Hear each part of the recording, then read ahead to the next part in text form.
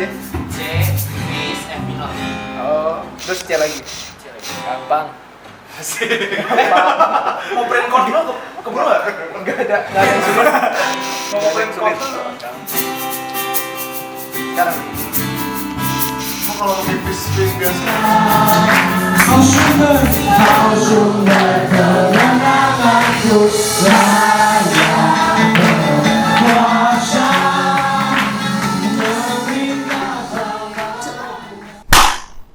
Oke, jadi kasih satu kata dong yang nggambarin Gito Kalvari, satu kata aja. Anak muda banget. Itu 3 kata. Oh, 3 kata. Satu kata. Oke. Kalau gue bisa bilang sih muda aja lah, muda. Kenapa tuh? Kenapa muda? Karena emang isinya anak-anak muda dan suasananya tuh anak muda banget lah gitu. Jadi emang kita anak muda banget tapi kita nggak keluar dari jalur firman Tuhan sih. Sesimpel kayak gitu sih. Jadi Youth of Calvary itu adalah komunitas anak muda di Gereja Baptis Indonesia Calvary gitu. Jadi kita bikin persekutuan atau acara setiap minggunya di hari Sabtu jam 5 sore. Dan itu acaranya anak muda banget deh pokoknya. Terus seru banget, kita bikin musik-musik yang asik banget, lagu-lagunya juga kita pilihin sesuai banget dengan anak muda. Tapi tetap tidak keluar dari firman Tuhan gitu. Kita benar-benar Bible base banget lah, kita mengikuti apa yang Alkitab katakan gitu, dan kita tidak keluar dari jalurnya. Kita tetap sesuai dengan jalurnya. Di sisi lain kita bikin ini seseru mungkin, seanak muda mungkin lah pokoknya. Kalau dari gue sendiri itu anak-anaknya asik banget di sini. Kita bisa ngobrolin apa aja dan pertumbuhan kita sendiri itu bukan menuju ke arah negatif, melainkan ke arah positif. Kita di sini bisa bergaul bersama-sama, tapi dengan cara yang positif ya. Jadi kita di sini bakal ngobrol-ngobrol seru-seruan, dan itu nggak ngebahas tentang sesuatu yang negatif lah. Kita bikin lagu juga yang anak muda banget, dan lagu-lagunya itu juga keren banget lah pokoknya. Bikin, kalau gue sih tiap minggu itu justru nanti-nanti gitu. Aduh, kapan sih hari Sabtu supaya kita bisa bersama-sama di sini bersekutu dengan cara yang asik banget lah pokoknya gitu. Oke, jadi yang takut pergaulannya kena negatif atau apa, tapi di sisi lain gue pengen banget nih jadi orang gaul tapi sesuai dengan firman Tuhan. Gak usah ragu, datang aja di Youth of Calvary. Kita benar-benar bakal nyambut kalian. Kita akan menjadikan kalian sebagai keluarga besar dari Youth of Calvary, dan khusus anak-anak muda gitu. Itu aja sih.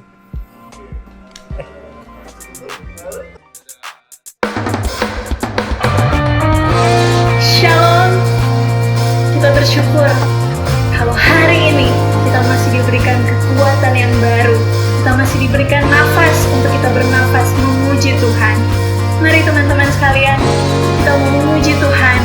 Kita gunakan tangan kita gunakan kaki kita gunakan mulut kita, seluruh tubuh kita, seluruh hidup kita untuk menyembah Tuhan. Karena Dialah Allah yang layak kita puji dan kita muliakan. Amin. Mari semua yang masih duduk kita berdiri. Kita mau satukan tepuk tangan kita ya. Yuk. Oke, good. Kalau udah satukan tangan kita untuk bertepuk tangan, saya mau ngajak untuk kita satukan suara kita, untuk angkat suara kita. Angkatlah suaramu, amin. Puji dan serukan nama Yesus. Angkat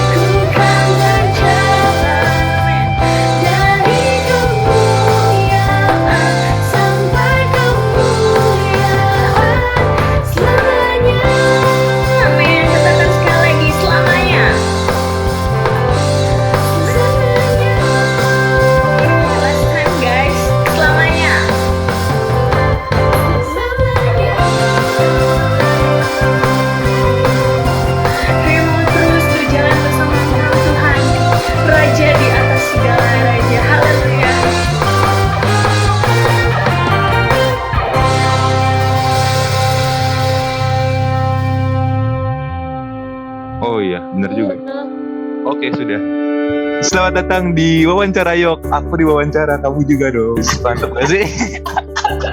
Jadi pada hari ini kita akan melakukan wawancara. Pertanyaan yang pertama, satu kata buat Yok. Persekutuan. Perkumpulan, Pemuda, ceria, seru, iman, penyembahan, Oke, penyembahan. Bagus, mantap. Pertanyaan berikutnya, yang lo kangenin dari Yok offline. Ngumpul-ngumpulnya sih, ngumpul sama orang-orangnya. itu bisa sharing sama teman satu dengan yang lain. Oke, kalau Raul, Gue nggak kangen sih. nggak apa-apa, nggak masalah. Nggak apa-apa dong. Oke, wow, Praise and worship-nya. mantap, anak Tuhan sekali. bisa ketemu dan nanyain keadaan orang itu kayak gimana. Is mantap. Makan-makan terus ngobrol bareng. Wah, mantap, mantap. Ngumpul kali ya. Sama kayak gue tuh. Kalau Alicia, Pengalaman di Yok yang nggak terlupakan bagi aku tuh live in. Karena emang seru banget sih, kayak dari anak kota tiba-tiba harus beradaptasi di desa gitu ya, ada nyamuk, no AC, no wifi. semangat sih ke teman-teman. Gue paling suka tapi RBR sih, karena gue suka aja gitu keliling-keliling Jakarta, naik Transjakarta gitu kan. Biasa kan kita naik mobil pribadi kan, kita kayak nggak tahu ada tempat itu gitu loh. Jadi kayak seru aja menurut gue. gue dulu tuh awal mulai kerja kan kayak kelas 7 tuh, gue kelas 7 SMP. Itu tuh kayak gue gabut, Pak. Terus kayak jujur gue gabut, kayak ngapain coba anak kelas 7 SMP satu ya kan, kayak dari sekolah minggu tuh biasa ada yang ngajak kan, kayak ayo ke Yok gitu-gitu. Ya udah gue ke Yok gitu kan. Terus ya udah gue mulai kesana gitu kan, kayak lama-lama oh ya kayak gini asik juga gitu ya. Menurut gue semua acara Yok seru semua sih. Selamat ulang tahun PKRB. Happy birthday Ulang tahun PKRB. Harapan gue semoga kita semakin akrab satu sama lain. semoga tahun ini kita sebentar lagi live in. Banyak Lebih jiwanya. banyak orang yang ikut, termasuk Kundi sendiri. Semakin seru dan tumbuh bersama dan memajukan gereja. Tidak terhilang-hilang lagi. Semangat, mungkin seru. Ya, wish you all the best. Udah sih. Halo Youth of Calvary, senang sekali di saat ini kita bisa ketemu di ulang tahun remaja. Dan sebentar lagi kita akan sharing firman Tuhan, dan saat ini bersama-sama dengan kita Septio Sadikin. Halo Sep. Halo teman-teman remaja, juga Kak Andri. Halo, apa kabar? Apa kabar? Baik, puji Tuhan. Gimana nih, sekarang udah jadi seorang suami. Wah, gimana kesibukannya hari-hari? Ya, biasalah, harus lebih kekeluargaan. Asik. Bukan cuma sendiri doang sekarang. Udah ada tanggung jawab sekarang ya? Betul. Oke Sep, hari ini mau share banyak pastinya ya untuk kita Yes. semua, anak-anak remaja. Bagaimana pengalaman kamu di masa remaja sampai dengan membawa keberadaan kamu saat ini. Oke, kalau gitu kita berdoa terlebih dahulu sebelum kita banyak akan cerita firman Tuhan di hari ini. Mari kita berdoa. Bapa di surga, kami bersyukur. Saat ini kami mau satu dengan yang lain saling menguatkan, bahkan juga mendengar kesaksian, pengalaman apa yang Septio hadapi di masa mudanya, dan kami percaya ini akan jadi berkat untuk kami, anak-anak muda, Youth of Calvary, di dalam masa-masa muda saat ini. Biarlah Tuhan yang berbicara kepada kami, melalui setiap pengalaman, melalui setiap kebenaran firman Tuhan, dan apapun yang Septio alami, yang akan dibagikan buat kami.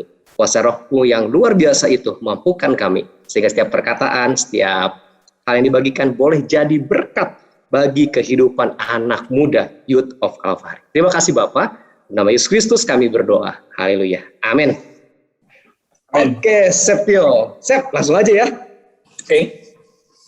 Mau tanya dong Sep, pengalaman kamu di masa SMP kah atau masa SMA remaja, hidup bersama dengan Tuhan, apa sih yang kamu pikirkan Sep waktu itu?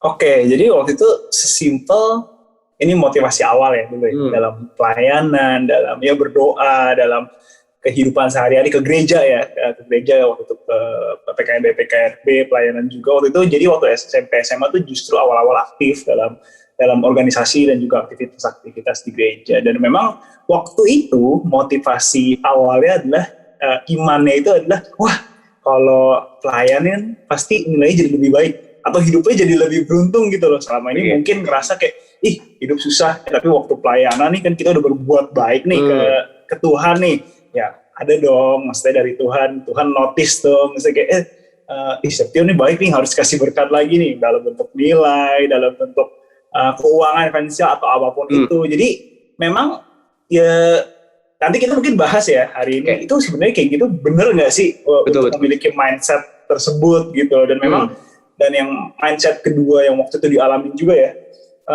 Dan waktu itu kan kita keidealisan atau pemikiran kita waktu udah bertabrakan dengan realita itu ternyata nggak begitu gitu. Dan akhirnya sempat ada momen juga waktu di masa muda ya di SMA sampai waktu itu masuk di bagian acara waktu itu organisasi sampai mau terus bikin tema. Kenapa ini tema yang waktu itu pengen dibikin terus nih? Kenapa sih orang yang nggak percaya sama kita, kan ada temen tuh yang nggak pernah ke gereja segala macam gitu, kenapa dia bisa lebih sukses, dia bikin usaha bisa kita ikut loh. Tuhan gini gitu ya. Iya maksudnya kita Sabtu udah ngerelain waktu loh buat ikut pemuda remaja gitu loh, Minggu kadang-kadang sampai siang aja kan setelah ibadah kadang-kadang kita suka rapat segala macam, kita udah meluangkan waktu, kadang-kadang Rabu ikut jam doa, kita kan udah berdoa nih. Dia tuh nggak berdoa tuh si A tuh nggak berdoa gitu. Kok tapi juara kelas gitu ya? Iya bisa kayak gitu loh. Jadi kayak rasa ya di tahap kecewa pun juga pernah pastilah. Dan ya mungkin kita hari ini bahas iman seperti itu tuh justru yang bikin masa muda itu jadi banyak kekecewaan terhadap Tuhan. Wow. Itu yang mungkin bisa aku share dulu ya waktu masih muda gitu tentang iman. Itu usia berapa Sep atau kelas berapa ya kamu pertama kali terjun pelayanan yang namanya Sep Tio melayani di gereja gitu. Titiknya itu kamu usia berapa atau kelas berapa kira-kira? Kayaknya baru bener-bener aktif. Kayak SMP tuh jadi pemusik ya ya biasa lah. Kan main gitar. Iya kan jadi waktu itu nggak datang tuh. Udah lah biasa kan kalau pengurus itu udah dia datang jadiin pemusik aja ya. Langsung suruh pelayanan gitu ya. Iya disuruh pelayanan gitu. Terus waktu SMA kita lebih terlibat dalam organisasi gitu loh. Karena memang ngerasa harus lebih pelayanan nih. Gini jadi kayak mindsetnya juga adalah lebih pelayanan sama dengan lebih berkat sih. Waktu itu SMA jadi lebih terlibat karena ya ada ayat-ayat gitulah yang sebenarnya kalau kita sebenarnya artinya bukan yang waktu itu aku artiin dengan benar ya. Maksudnya kayak kalau kita berbuat ini ya Tuhan bakal berbuat baik juga kepada Tuhan, kepada kita gitu maksudnya. Iya, artinya kita melayani, kita melakukan sesuatu di rumah Tuhan, kita capek-capek, pasti Tuhan lah akan berkati saya. Itu sepertinya mindset pada waktu itu gitu ya di usia-usia remaja gitu. Bener banget. Oke. Dan ngomongin tentang doa juga sama.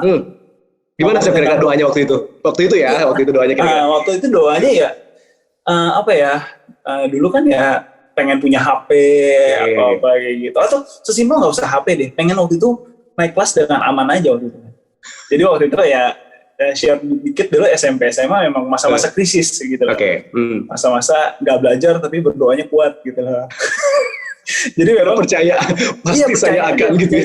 Maksudnya belajarnya dikit aja gitu loh, bukan yang nggak belajar sama sekali. Cuman Tuhan tolonglah gitu ya. Iya, jadi waktu dalam berdoa pun ya benar-benar berdoa terus gitu. Setiap hari berdoa tapi resultnya itu nggak memuaskan hati gitu loh. Jadi akhirnya ya banyak kekecewaan juga timbul pada Tuhan gitu loh. Ya mungkin itu yang bisa kita bahas hari ini juga tentang mindset dan juga motivasi juga sih dalam kita beriman kepada Tuhan, atau tadi mungkin Kak Andri ngomong perjalanan bersama Tuhan ya gitu loh.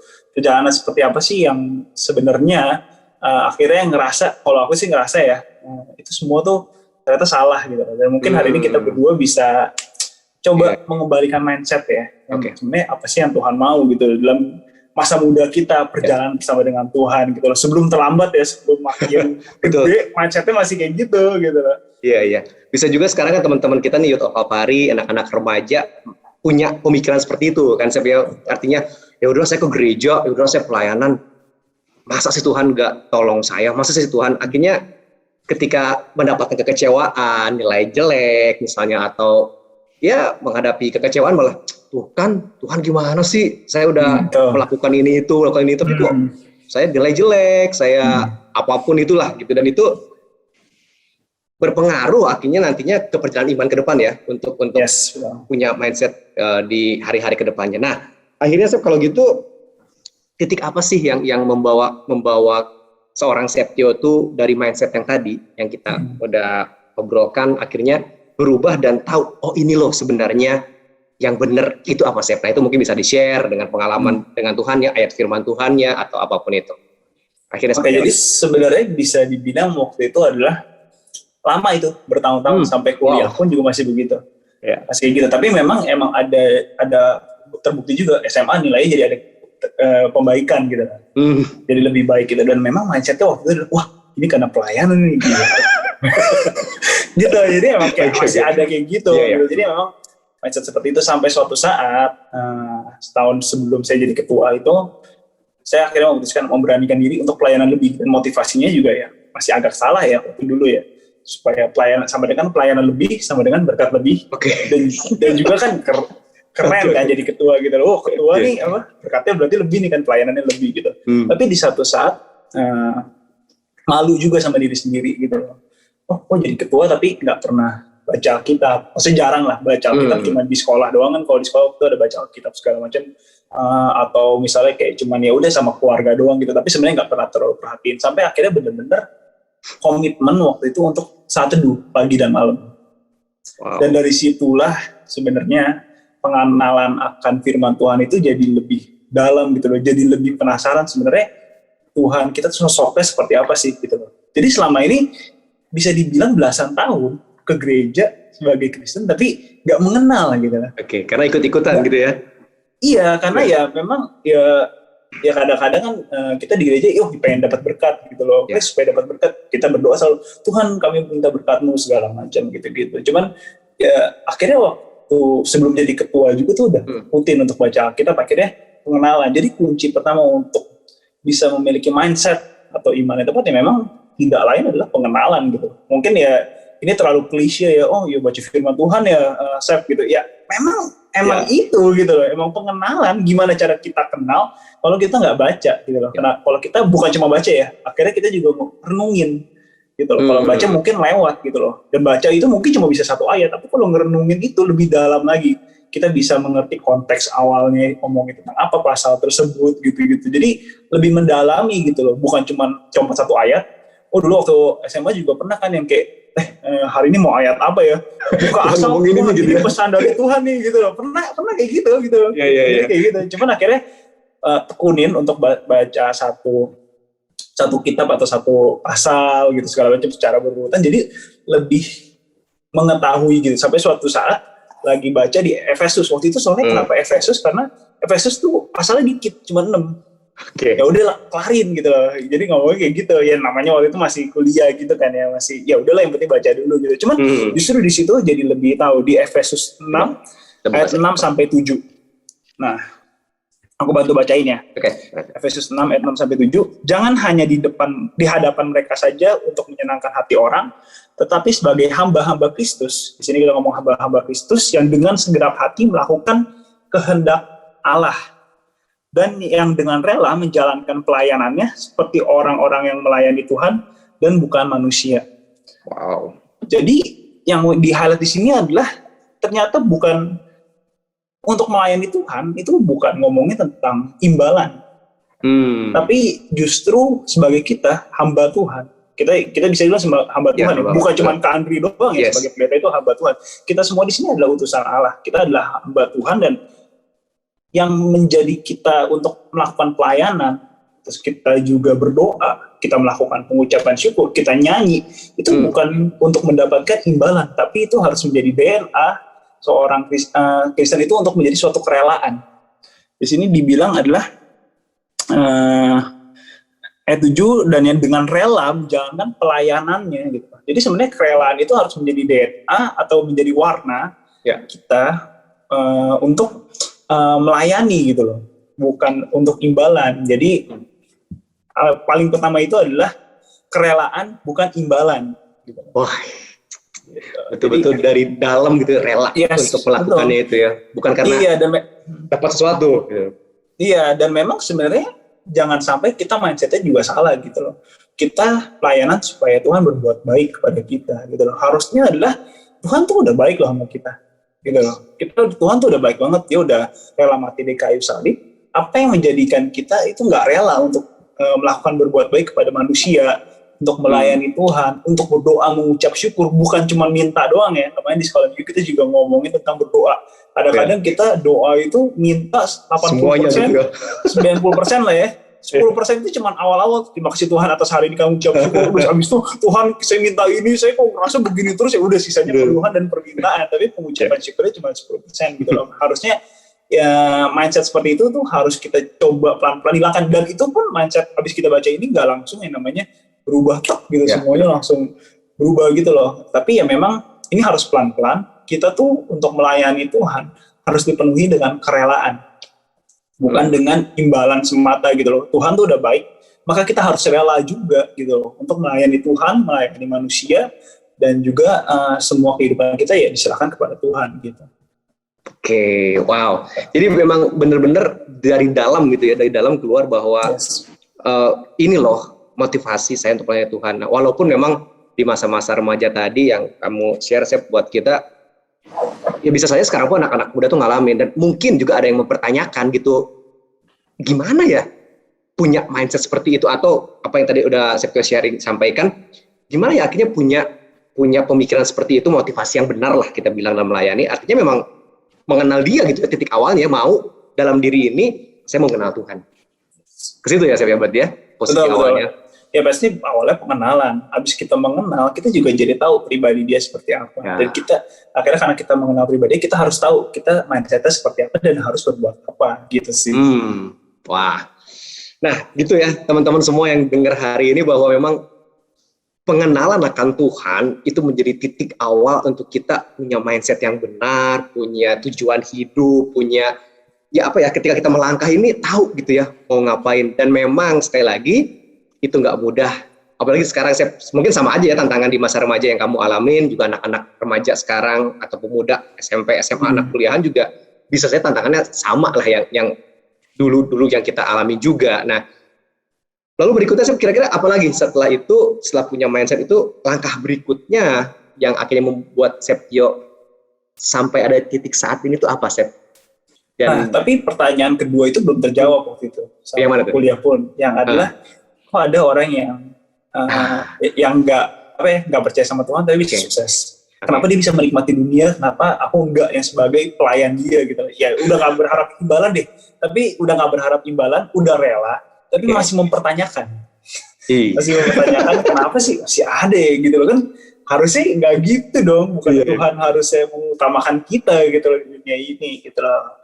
Jadi berharap kita tuh bisa menikmati dunia gitu loh, seperti orang lain menikmati dunia gitu. Padahal ya mungkin kita udah sering banget baca tentang ya kita nggak bisa ngikutin kemauan dunia gitu loh. Dan ada satu ayat juga yang cukup menyadarkan saya ya waktu itu di 2 Korintus 5 ayat 20. Sebentar, tadi udah disiapin. Oke. 2 Korintus 5 ayat 20. Ya. Di sini dikatakan, jadi kami ini adalah utusan Kristus. Seakan-akan Allah menasihati kamu dengan perantaraan kami. Dalam nama Kristus kami meminta kepadamu, berilah dirimu didamaikan dengan Allah. Di sini kata kuncinya adalah kita tuh utusan Kristus. Itu yang bikin akhirnya jadi nyadar juga, kita tuh sebenarnya diutus sama Kristus. Kita itu bukan berasal dari dunia ini gitu.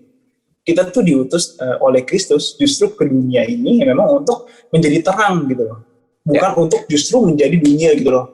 Paling suka dengan istilah ambassador of Christ, brand ambassador ya. Kalau kita ngomongin tentang brand ambassador, kalau misalnya brand ambassador Oppo ya pasti dia harus pakai Oppo. Dia harus menggunakan Oppo kayak apa segala macam. Kalau kita tuh ambasadornya Kristus gitu. Kristus, oke. Iya, kita ambasador kerajaan Allah. Jadi kita harus menunjukkan ya kita tuh harus seperti apa gitu loh. Yang ingin Tuhan perlihatkan kepada dunia gitu loh. Bukan justru kita jadi lebih sama ke dunia dibandingkan ke kerajaan Allah gitu loh. Atau ini. Jadi mungkin ntar orang bakal ngomong kayak, kok nggak fleksibel gitu loh, nggak apa namanya, kok kayak gitu sih, misalnya kita ngomong kayak gitu kan. Nah, padahal ya memang bukan ngomongin fleksibel atau nggak fleksibel gitu loh. Memang kita harus sebagai duta atau utusan Kristus ya memang harus nggak boleh lebih sama dengan dunia ini. Jadi ya udah misalnya ada satu orang yang sukses banget menikmati dunia ini, ya udah biarin aja gitu. Gak usah kita pikirin. Jadi iri gitu ya. Iya, jadi iri gitu loh. Jadi waktu itu akhirnya jadi ngerti tentang konsep duta besar atau utusan Kristus itu. Ya kita kan bukan berasal dari dunia ini gitu. Kenapa kita harus pusingin hal dunia gitu loh. Ya udah kita jalanin aja sebisa kita ini, dan ingat jangan jadiin Tuhan itu untuk melaksanakan visi kita. Ya. Maksudnya visi kita, saya harus jadi orang kaya. Tuhan bantu saya. Ikutin dong. Gitu. Iya, Tuhan harus izinin. Iya. Tuhan saya pengen jadi bos. Tuhan tuh harus nyelesain visi saya. Enggak, konsepnya adalah kebalik gitu loh. Harusnya kita yang menyelesaikan visi Tuhan gitu loh. Untuk menjadi terang gitu loh. Bukan kebalik. Kita tuh alat Tuhan, bukan Tuhan Tuhan dijadikan alat oleh kita untuk mencapai goals kita gitu. Iya. Jadi ya udah, ini kalau kita diberikan berkat lebih dalam keuangan ya, kita ngomongin berkat keuangan, ya udah berarti kita dipercayakan oleh Tuhan, bukan karena kehebatan kita gitu loh, atau mungkin bukan karena doa kita kurang gitu loh. Apa misalnya itu ya memang itu dipercayakan kepada Tuhan kita ya untuk kita memanage gitu loh. Jangan sampai kita udah disediain jalan sama Tuhan, kita jadi melenceng-melenceng gitu loh. Itu yang mungkin bisa saya share, dan itu pun nggak mudah ya untuk kembali mindset kan di sini kan. Apalagi kan aku sebagai menjalankan usaha ya, kalau melihat usaha orang lain lebih ini, dia bisa begitu, pasti masih ada. Cuman ya makanya untuk itu balik lagi, bukan cuma di awal pengenalan firman Tuhan, seumur hidup tuh harus melakukan pengenalan Tuhan tuh berkali-kali gitu loh, berulang kali gitu loh. Kadang-kadang kita baca satu ayat, kita udah nangkep banget nih, kita udah jalanin berapa lama, masih bisa suka lupa gitu loh. Untuk itu kita harus perlu di-refresh. Kadang-kadang makanya janganlah marah kita, tema gereja kok itu aja. Ngomongin tentang Paulus lagi, ngomongin tentang Daud lagi, ngomongin tentang memang seperti itu gitu. Kita harus terus di-refresh gitu loh. Bukan karena kita udah tahu gitu loh, bukan karena kita udah pernah dengar, tapi supaya kita di-refresh gitu sih. Jadi jangan pernah bosan untuk baca Alkitab, untuk dengar firman Tuhan gitu loh. Karena itu justru bisa bikin kita lebih refresh lagi. Karena sampai sekarang pun ya, kadang-kadang masih kok orang yang bisa kayak gini, cuman kita di-refresh kembali gitu loh. Setiap harinya dengan pengenalan kita akan firman Tuhan. Itu sih yang bisa tips ya dari saya, sampai bisa mungkin sampai sekarang kalau ngomongin tentang iman, ya udah gitu loh. Semua diserahin ke Tuhan, kita nggak usah terlalu pusing, kita nggak usah berharap imbalan, ya kita jalankan sebisa mungkin, dan ya Tuhan yang bakal melanjutkan semuanya. Gitu. Wow. Artinya kenal akan Tuhan tuh nggak berhenti di satu titik gitu ya, di usia kita masih terus, apapun yang dihadapi di depan, kita masih terus mengenalkan Dia, baca firman-Nya, dekat dengan Dia. Sejauh apapun kita berjalan, kita nggak bisa lepas dari firman Tuhan, sehingga perubahan demi perubahan itu terjadi, dan kita sebagai anak-anak muda pun akan terus semakin jadi berkat. Ingat, ambassador of Christ gitu ya, kita ambassador Kristus akan kita bawa dalam hari-hari kita. Chef Tio, thank you banget buat hari ini, buat waktunya. Sebenarnya masih pengen gitu ya denger bagaimana Tuhan mengubah kamu di dalam pengalaman-pengalaman kehidupan, tapi sepertinya hari ini cukup sampai di sini Chef obrolan kita, dan kita percaya ini jadi berkat gitu ya buat anak-anak muda. Ada statement terakhir Chef buat anak-anak remaja Youth of Calvary gitu, yang ya kamu pun tahu ya ada di sana juga gitu dengan keberadaan. Ada pesan buat mereka Chef? Oh yes, belum ngucapin ya, selamat ulang tahun untuk remaja gitu. Ingat gitu, jangan jadiin kayak pelayanan kita atau datang ke Yok itu tuh justru sebagai kayak ya itu tadi ya, kita berharap imbalan dari Tuhan supaya hidup kita lebih enak, hidup kita lebih ini. Tapi jadikan itu suatu kerelaan. Kerelaan itu harus jadi DNA atau jadi darah yang ngejalanin kehidupan kita untuk terus melayani dan juga melakukan hidup kita ini buat Tuhan. Ingat, kerelaan ya, bukan imbalan. Imbalan tuh menjebak banget gitu. Jangan berharap imbalan, tapi jadikan itu suatu kerelaan gitu. Oke, sekali lagi thank you Chef buat waktunya hari ini. Kita berdoa ya, tutup sharing kita berdoa biar Tuhan yang menolong setiap anak-anak muda dalam masa pengenalan mereka akan Tuhan kita Yesus Kristus. Ya, kita berdoa. Bapa di surga, kami bersyukur hari ini untuk semua yang Tuhan sudah sampaikan melalui pengalaman yang Chef Tio alami, dan besar harapan kami Bapa bahwa anak-anak muda Youth of Calvary di masa muda mereka semakin hari mengenal Engkau. Di dalam pelayanan, dalam hari-hari pun semakin hari semakin rela dipakai Tuhan untuk mereka semakin bertumbuh, semakin mengenal Engkau. Saat ini kami sama-sama berdoa bagi anak-anak muda yang bisa saja masih bertanya-tanya tentang tujuan hidup, bertanya-tanya tentang bagaimana mengenal Engkau, bertanya-tanya bagaimana mereka berperan dalam kehidupannya.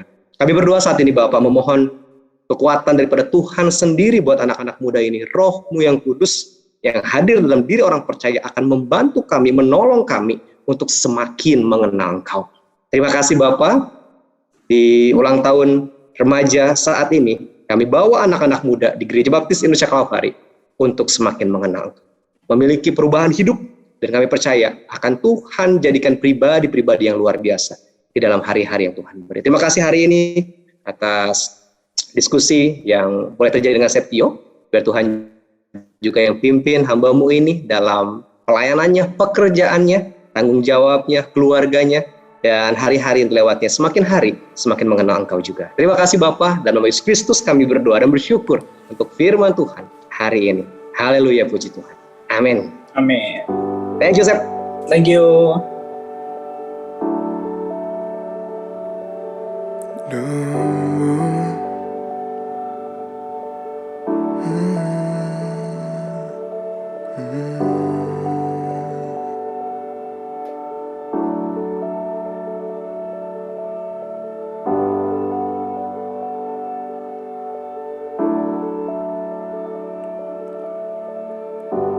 Dalam kesesakanku, Kau beri kedamaian-Mu. Dalam keraguan, ku temukan wajah-Mu.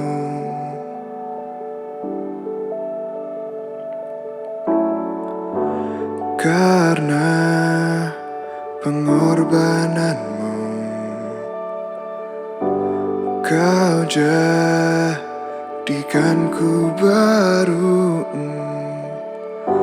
Sungguh ku terkagum, amanku di dalam-Mu, Yesus. Kau membuatku sesuai rencana-Mu. Kau memegang setiap musim hidupku.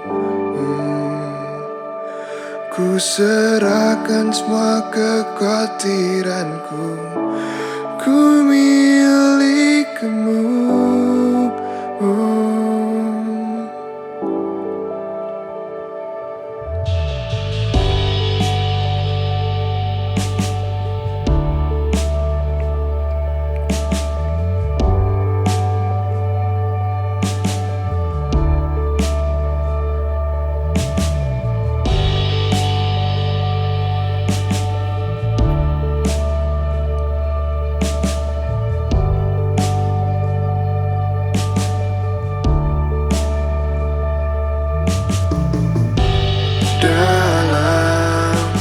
Kesesakanku, Kau beri kedamaian-Mu. Dalam keraguan, ku temukan wajah-Mu.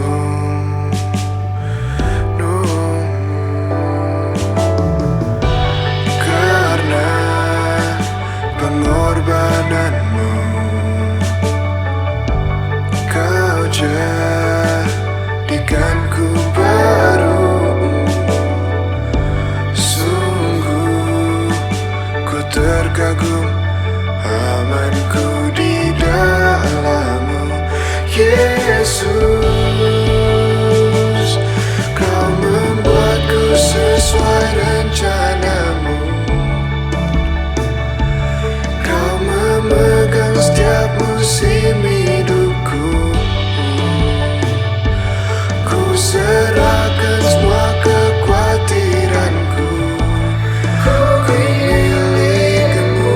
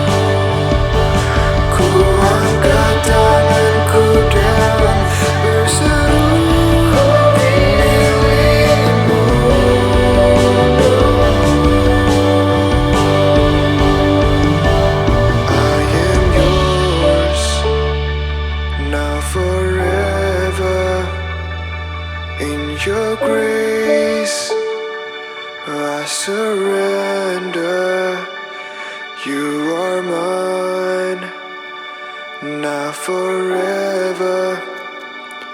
I'm alive in your wonder.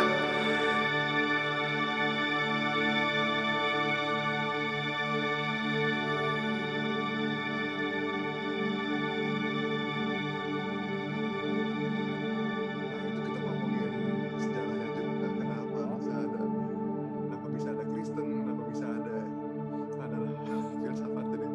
Semua bermula dari Adam dan Hawa. Oke, itu yang Ines, itu kepercayaan Ines. Nah, masalah nggak semua orang percaya itu, Nes. Nah, Ada kepercayaan lain yang tidak percaya Adam dan Hawa. nah itu dia. Buka obrolan, Kak. Oke, bukan obrolan. Sanggupkah kita hidup benar, kita tidak benar? Kayaknya berat banget gitu ya. Kayaknya hidup kita benar benar banget. Masih ada pertanyaan, sanggupkah atau tadi diskusikan atau hidup benar bukan untuk diri orang. Nah, lo mungkin ini ya Kak, kita kalau mau ajak teman-teman ngobrol kita tanya bisa ya. Pernah nggak sih ngerasain gue bener tapi sekitar gue nggak bener dan gue ngerasa aduh gue aneh beda sendiri. Saya rasa sih anak-anak SMP, SMA ngerasa banget lah. Iya. Harusnya lo ya. Saya pun belum ngerasa banget. Kalau Kak Andri zaman SMP begitu kan? Aduh, tantangan terberat. Ya, makanya saya itu merasakan tantangan terberat anak SMP itu cuma satu. Ya tadi ditinggalin teman. Bang, kabur, cus. Saya nggak ikut. Saya sendirian itu ikut lah. Ketika kabur kan mereka kemana? Ada yang PS, ada yang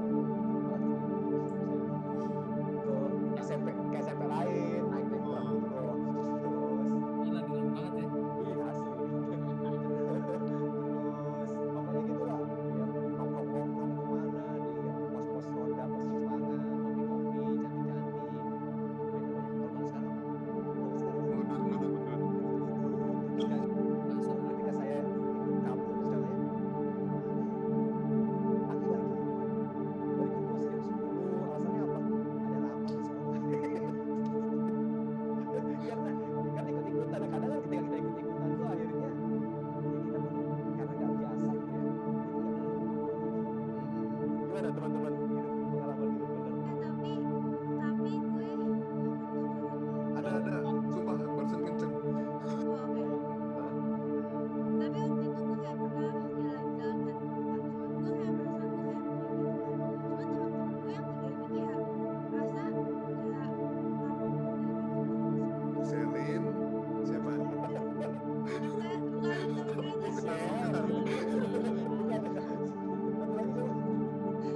Kami, sebenarnya kami. Itu kan lagi jalan berempat, terus kayak temen-temen gue kayak mau melakukan hal yang kurang benar lah menurut gue kan. Terus gue kayak nggak mau ikut dong, cuman kalau gue nggak ikut kayak ntar gue kayak left out. Maksudnya kayak nggak tahu lah, kan maksudnya ini teman kuliah gue kan. Terus gue kan juga masuk kuliah juga baru gitu kan. Terus gue kayak jadi kayak ngerti gak sih maksudnya? Apa tuh Nes? Mungkin lu bisa gambarin yang nggak bener tuh apa? Gue bingung jelasinnya. Nggak pakai masker gitu. Atau Enggak juga sih, kayak misalkan gue contoh lain misalkan gue lagi jalan sama empok gue gitu kan, terus empok gue tuh kayak di stopin polisi gitu, tapi dia kayak langsung aja lurus gitu, nggak mau berhenti gitu kan.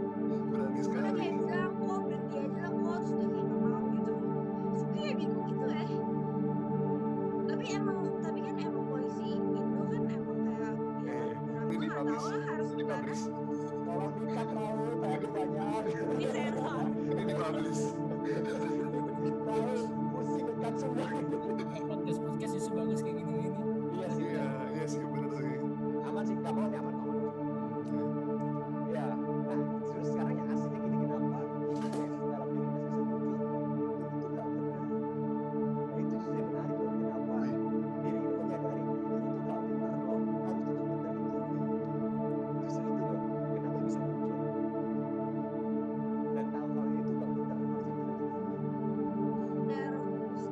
Nah, Amin ya Allah.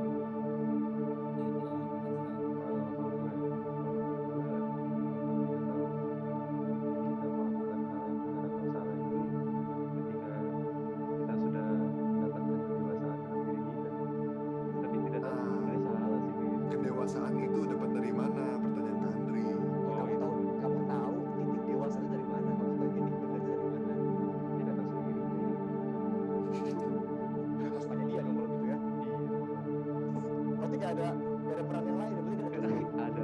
Selagi dia mau datang ke Esa, datang ke Esa. Tiba-tiba dia nggak mau datang sama si Nia, berarti nggak ada Tata sama dia, gitu dong.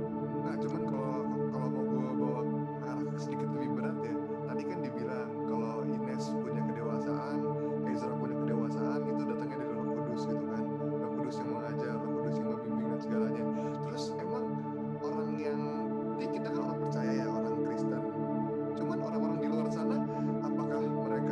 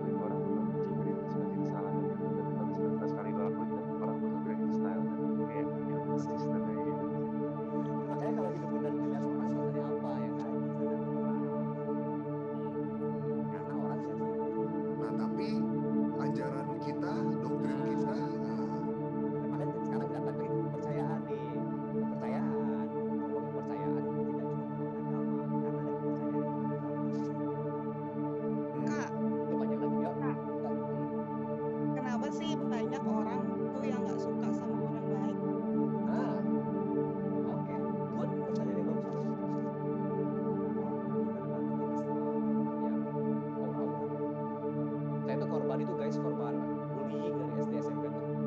Karena orang baik tuh dia nggak pernah. Mungkin ya. Iya. Pengalaman ya Devon, pengalaman. Gue ngeliatin pengalaman gue kindness udah itu kayak gitu yang Iya, itu fakta. Kenapa semua orang sekarang pemerintahan sekalipun di ujung dunia manapun pasti ingin membawa bangsanya rakyatnya kepada hal yang benar. Apa yang terjadi sama konflik di Myanmar sekarang? Dia lebih luas sih. Di sana lagi rame sekarang antara masyarakat sipil dengan aparat. Karena dua-duanya punya kebenaran yang mereka pegang, harus dipilih sama aparat. Untuk negara ini benar, rakyat nggak bisa lagi dengan sama apa-apa. Kita harus memegang kepentingan masing-masing. Akhirnya sampai sekarang masih ya kita berkulit juga untuk menemukan yang masih mampu terus sekarang. Tiap hari perang-perang, tembak-tembakan banyak macam. Nah, balik lagi ke kita nih. Balik lagi ke kita sekarang kok. Kita lihat depan mata kita hidup benar, hidup baik, kok banyak orang yang nggak suka.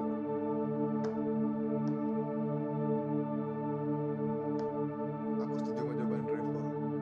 Karena kalau kata Revo, baik di dunia itu kok kelemahan.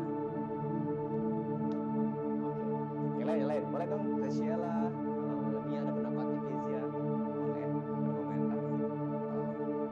Sekali lagi ya, kita bicara sesuai dari pengalaman yang kita alami ya, jadi jangan pakai apa yang Raul alami, sehingga Raul nanya ini. Tapi kan pasti Nia, Graciela, Kezia atau Revo saya sekalipun, saya akan nanya dengan versi yang saya tahu dari pengalaman itu. Tentang itu benar, karena pasti berbeda nih. Nangkep ya teman-teman maksudnya ya? Jadi, jangan sampai kita akhirnya punya pendapat enggak semua banyak kayak gitu saya kayak gitu atau saya kalau sharing ini enggak ada enggak jangan sampai kita melihat saya kembali ke diri sendiri ya benar benar yuk yang lain Kebayang kayak ya tadi sama ada juga suka sama orang baik gitu ya. Gue sih anggapnya orang yang gak suka itu ujian mungkin ya dari Tuhan ya nggak sih. Jadi kayak yang bisa dibaikan dengan adanya orang itu. Jadi kita bisa dibaikan dengan ya nggak sih. Kayak salah sih. Soalnya berapa tar? Kalau kurang, ya udah lanjut guys. Menurut gue karena orang benar karena mereka kan beda moral dan kepercayaan ya. Balik lagi. Jadi nggak disukain karena tuh berbeda. Beda cara pandang ya. Cara pandang. Benernya mereka belum tentu sesuai sama benernya kita gitu. Ya kan? Ya. Oke, itu poin Ines. Jadi gue pengen ngomong apa ya? Nah, kalau gue pernah jadi orang yang gue pernah di kasus Berta, tapi gue orang yang gak suka sama orang bener gitu. Oke. Gue tahu dia bener, cuman enggak cuy, enggak. Lu gak bener, gue gak suka kayak lo.